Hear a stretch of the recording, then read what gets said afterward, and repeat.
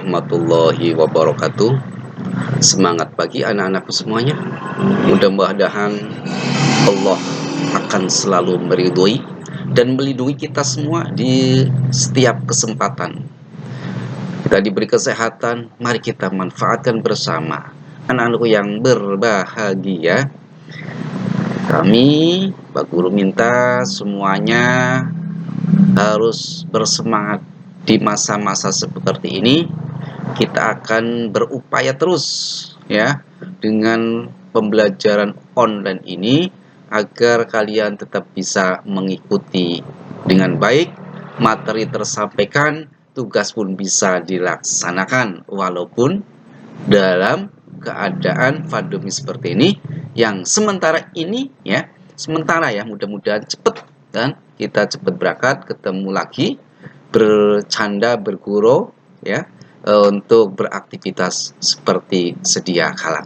Oke anak-anakku yang berbahagia, pada pertemuan di bab 1 ya, pertemuan kedua ini materi akidah akhlak akan membahas tentang Al-Quran dan keistimewaannya. Apakah kalian sudah siap untuk mengikuti pelajaran hari ini? Mudah-mudahan semuanya siap, mudah-mudahan semuanya sehat. Allah akan selalu melindungi kita semua ya. Oke, kita lanjut. Peta konsep ya. Materi yang akan kita pelajari, Anda bisa baca ya, dari sejarah turunnya Al-Quran, aktivitasnya harus bagaimana, keterampilannya harus bagaimana, pengertian Al-Quran ya, bukti kebenaran Al-Quran, isi pokok Al-Quran, dan keistimewaan Al-Quran ya. Ini peta ya, petunjuk atau materi yang kita akan sama-sama pelajari. Oke, perhatikan gambar berikut ya. Kalian bisa melihat nih, Musa, hafid Al-Quran cilik Indonesia yang juara di Mesir. Luar biasa ini anak-anakku ya. Ini untuk menginspirasi kita semua. Anak kecil ya sudah bisa menjuarai tingkat dunia, ini luar biasa ya. Dari 80 peserta yang berasal dari 60 negara ya, Indonesia mendapatkan nama harum dengan juaranya hafid cilik yang namanya Musa ini. Waduh, bangganya luar biasa ini orang tua. Mudah-mudahan kalian bisa seperti Musa yang lain. Oke, gambar yang kedua, Mushaf Wonosobo. Nah, Mushaf Wonosobo ini diyakini sebagai mushaf Al-Quran terbesar di Indonesia. Kamu tahu ya Wonosobo tuh ya, ke selatan.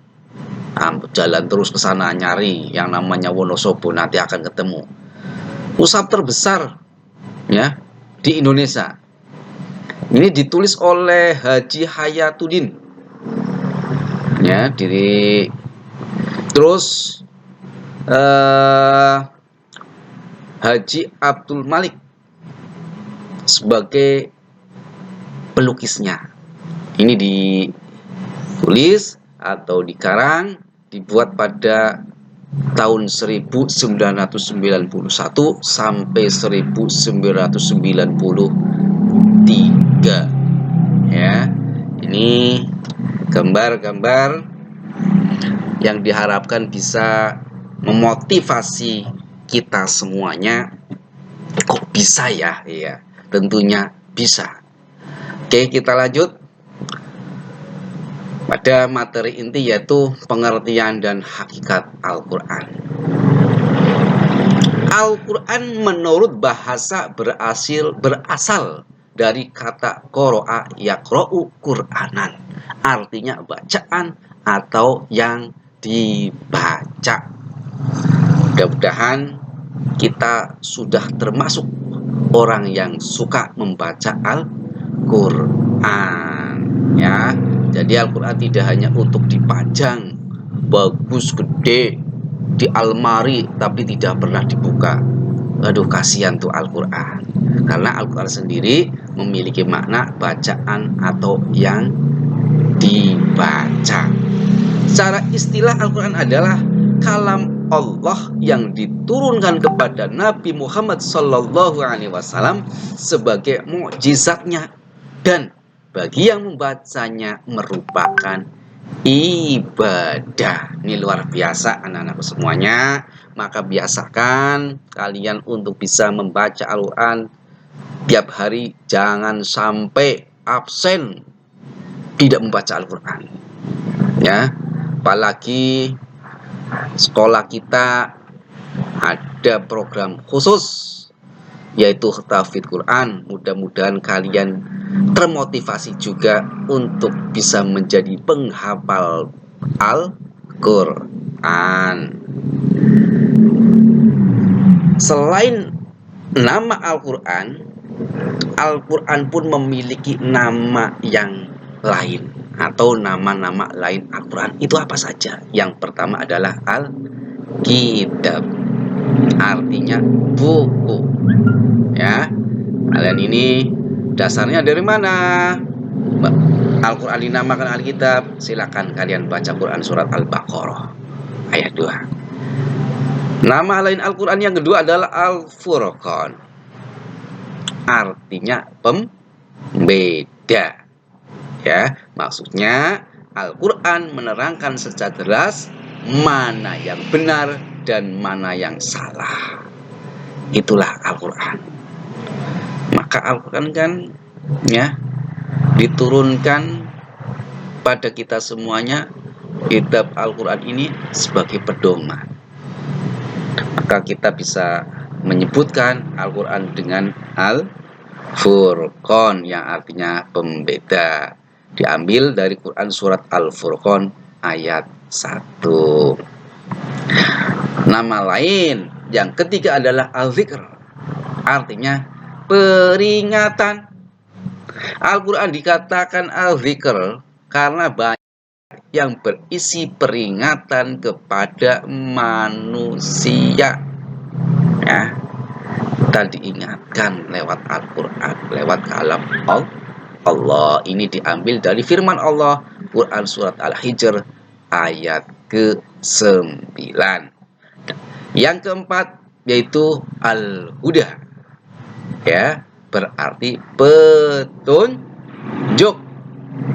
Al-Quran dikatakan Al-Huda karena ayat-ayatnya berisi petunjuk untuk atau bagi manusia, ya. Hudan, ya, syahrul ramadhan alladzi unzila fihil qur'anu hudal linnasi wa bayyinatin minal huda wal furqan, ya. Al-Baqarah ayat 185. Udah. Nama lainnya yaitu An-Nur, cahaya.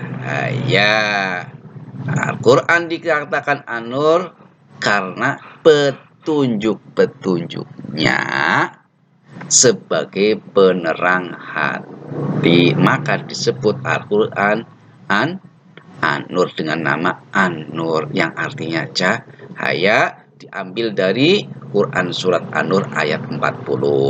Nama Al-Quran yang keenam adalah Al-Bayyinah, artinya keterangan.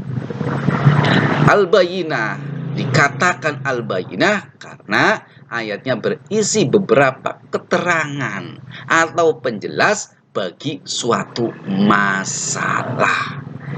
Ini diambil dari Quran surat Al-Bayyinah ayat 1. Kalian tentunya sudah pada hafal nih. Oke. Bukti tentang kebenaran Al-Quran. Perhatikan ayat Al-Quran surat Al-Maidah ayat 48 berikut. Saya kasih kesempatan nih untuk kalian baca, ya. Yuk dibaca. Jangan dipenteleng ini saja, ya. Tidak dibaca. diartikan juga sehingga kita akan memahami apa sih isi dari Quran surat Al-Maidah ayat 48 ini. Wa anzalna ilaikal kitaba bil haqqi musaddiqan lima baina yadayhi minal kitabi wa muhaiminan alaihi fahkum bainahum bima anzalallahu wa la tattabi' ahwa'ahum amma ja'aka minal haqqi likulli ja'alna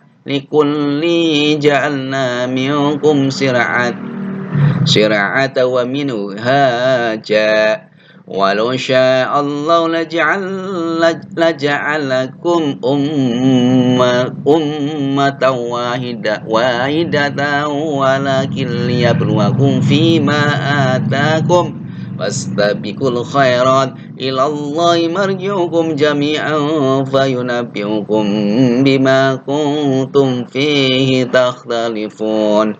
Dan kami telah turunkan kepadamu Al-Quran dengan membawa kebenaran, membenarkan apa yang sebelumnya, yaitu kitab-kitab yang diturunkan sebelumnya dan batu ujian terhadap kitab-kitab yang lain. Maka putuskanlah perkara mereka menurut apa yang Allah turunkan, dan janganlah kamu mengikuti hawa nafsu mereka dengan meninggalkan kebenaran yang telah datang kepadamu. Untuk tiap-tiap umat di antara kamu, kami berikan aturan dan jalan yang terang. Sekiranya Allah menghendaki, niscaya kamu dijadikannya satu umat saja. Tetapi Allah hendak menguji kamu terhadap pemberiannya kepadamu. Maka berlomba-lombalah berbuat kebajikan, hanya kepada Allah lah kembali kamu semuanya. Lalu diberitahukannya kepadamu apa yang telah kamu perselisihkan. Itu ayat yang menjelaskan bukti tentang kebenaran Al-Quran. Oke, lanjut.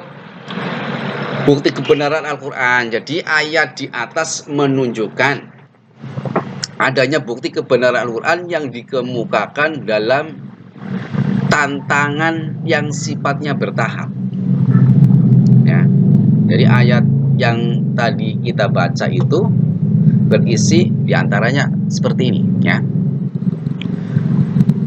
Pertama, menantang siapapun yang meragukannya untuk menyusun semacam Al-Quran secara keseluruhan. Jadi ditantang, ya, mampu ora, kan, membuat sing persis gitu kan, semacam Al-Quran. Nah, nanti kalian bisa baca Quran surat ke-52. Yang kedua, menantang mereka untuk menyusun 10 surat semacam Al-Quran. Ora usah akeh-akeh. Ya, tidak usah banyak-banyak. Menyusun 10 surat saja. Bisa apa 3? Kamu tahu jumlah surat yang ada dalam Al-Quran? Seluruh Al-Quran berisi 114 surat. Atau disuruh, ditantang buat 10, mampu tidak? Itu sampai seperti itu. Ya.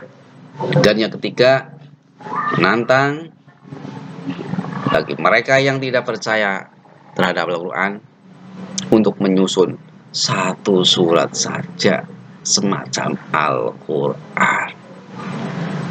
Lebih ringan lagi. Wisoro tidak usah semuanya, tidak usah 10, 1 saja kamu membuat, ya, semacam Al-Quran, ya, 1 surat saja.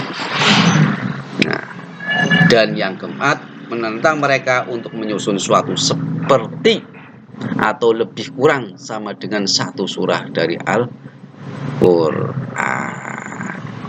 Nah, ini terdapat di Quran surat kedua, ya, ayat 23.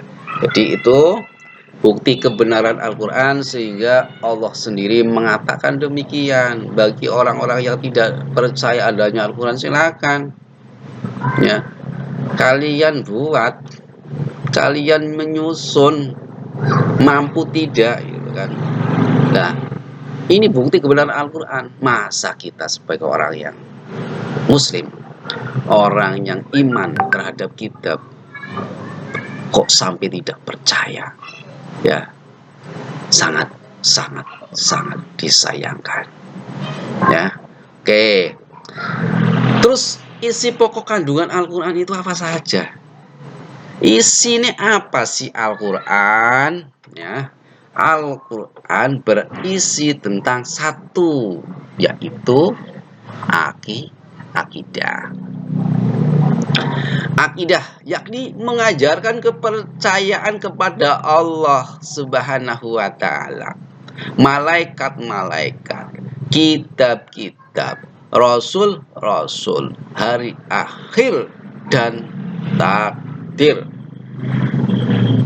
Jadi isi kandungannya berisi, Al-Quran itu diantaranya satu, berisi tentang akidah atau pokok-pokok kepercayaan yang kita kenal dengan rukun iman.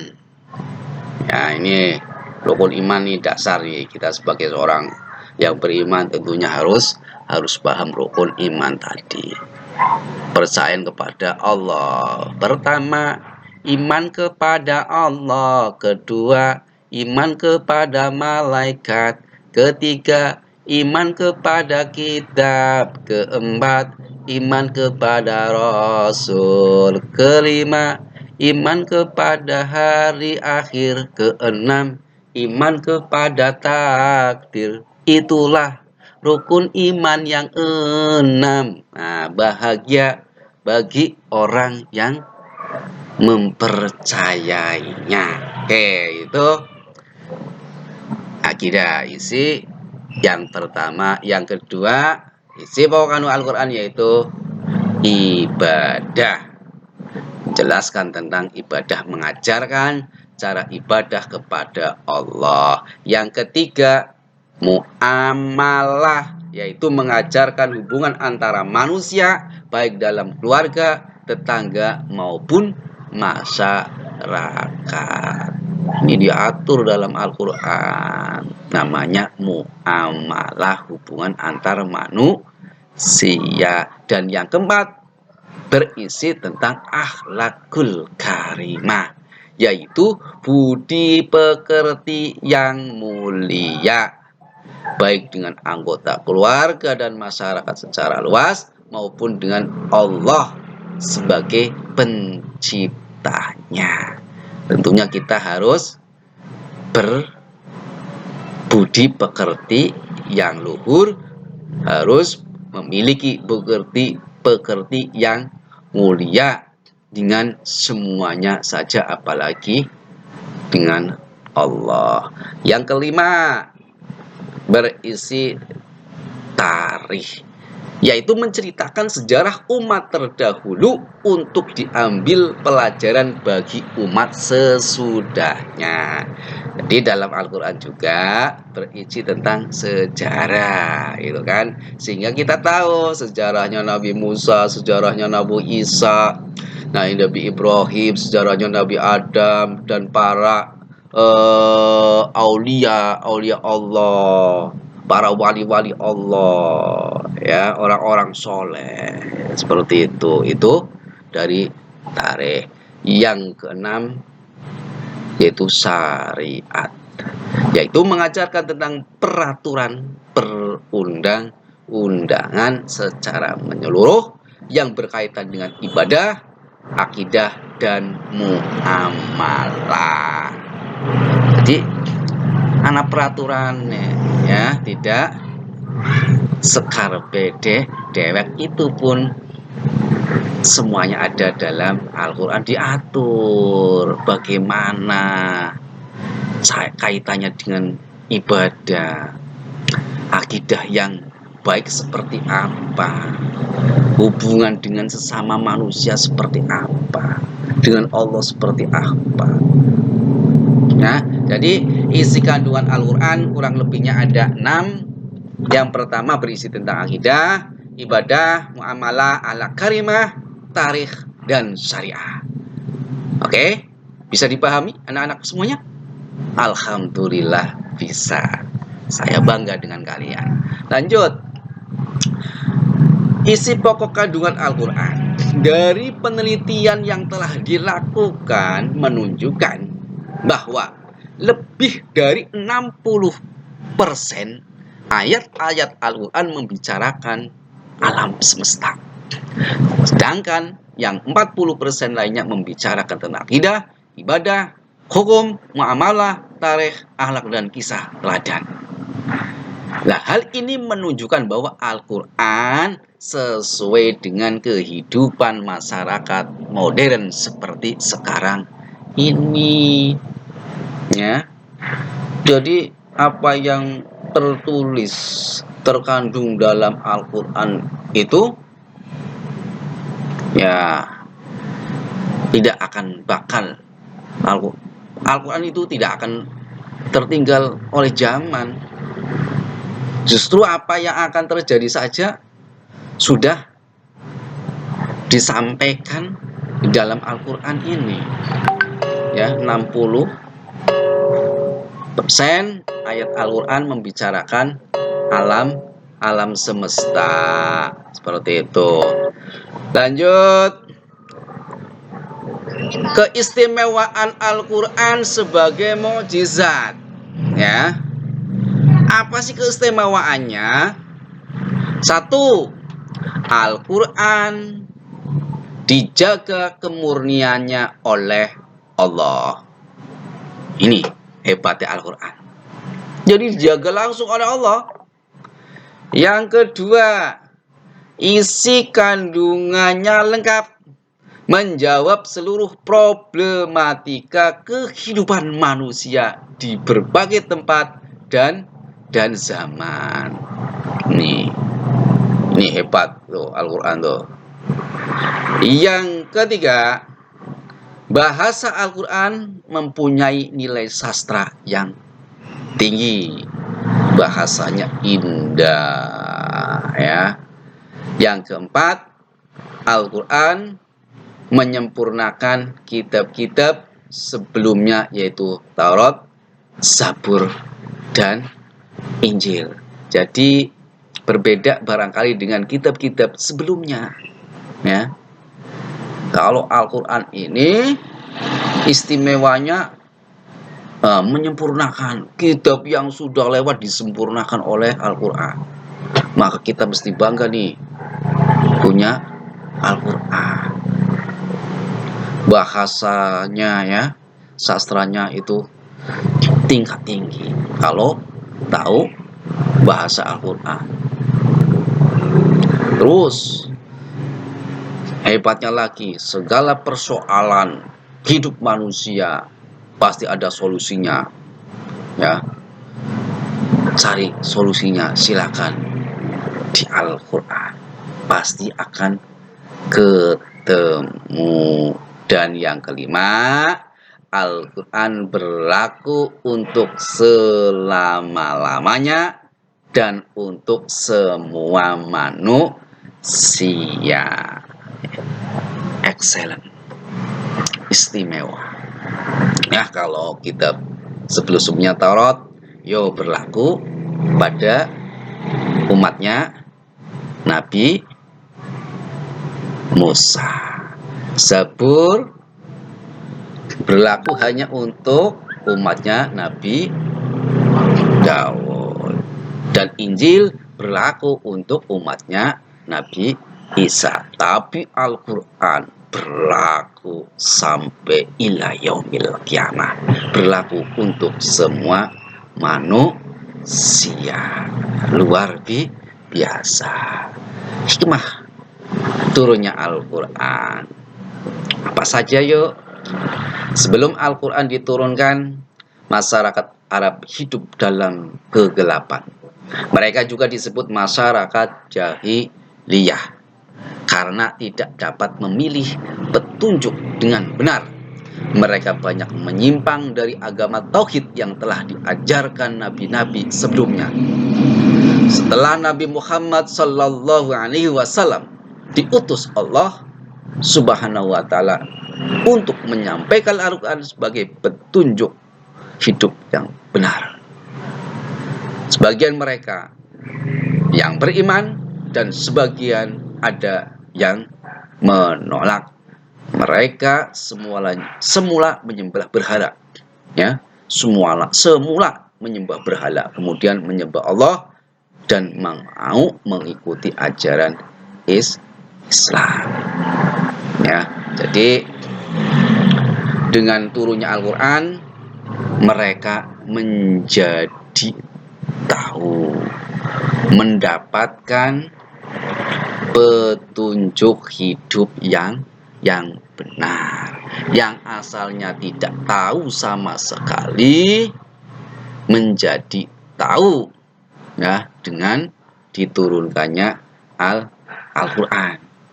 Dengan demikian, hikmah diturunkan Al-Quran adalah untuk menuntun manusia ke jalan yang benar agar selamat hidup di dunia dan akhirat. Saya ulangi, hikmah diturunkannya Al-Quran adalah untuk menuntun manusia ke jalan yang benar agar selamat hidup di dunia dan di akhirat. Anak-anakku yang saya cintai, mudah-mudahan kalian paham, bisa mengikuti apa yang Bapak sampaikan, ya. Jadi itu materi yang sudah saya sampaikan. Untuk selanjutnya yaitu evaluasi, ya, untuk melihat kemampuan perkembangan kalian, maka kalian harus mengisi evaluasi berikut, ya. Silakan kalian tulis, ya, nanti bisa kalian kirim setelah terisi, ya, 1 minggu ini. 1, sebutkan 3 nama lain dari Al-Quran. Yang kedua, sebutkan 3 isi pokok kandungan Al-Quran. Yang ketiga, sebutkan 5 keistimewaan Al-Quran. Yang keempat, jelaskan bukti kebenaran ajaran Al-Quran. Dan yang kelima, apa hikmah diturunkannya Al-Quran. Silakan kalian bisa ditulis, ya, tugas kalian bisa kirim lewat online atau langsung berupa hard copy, ya, ditulis yang rapi di buku kalian masing-masing. Bapak kasih waktu 5 menit untuk menuliskan soal tersebut. Silakan.